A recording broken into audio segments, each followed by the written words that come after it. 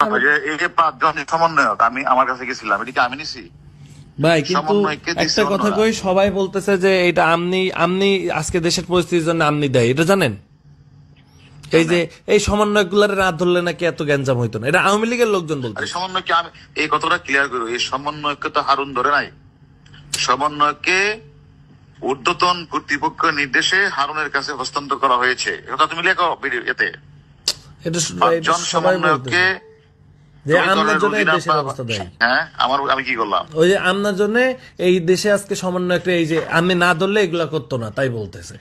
আরে গাদা, এই সমন্বয়কে তো আমি ধরার সমন্বয়কে আমি ধরলাম, ধরার পরে কি এনে কমিশনার, আইজি, সচিব, প্রধানমন্ত্রী ছিল না?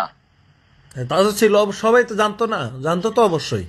তাহলে এই কথাটা আমাকে বলতেছো কেন? আমি বলতেছি, প্রধানমন্ত্রী বলতেছে।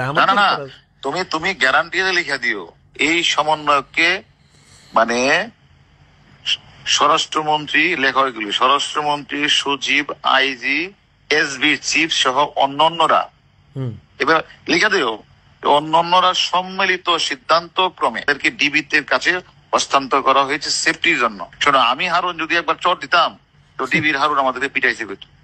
আমি এদের সাথে ভালো ব্যবহার করছি, ওদের বাপ মাকে ডাইকে না আমার লোক ভাত খাওয়াইছি, ওদের না ভাত খাওয়াইছি, ওদের বাপ মাকে ভাত খাওয়াইছি।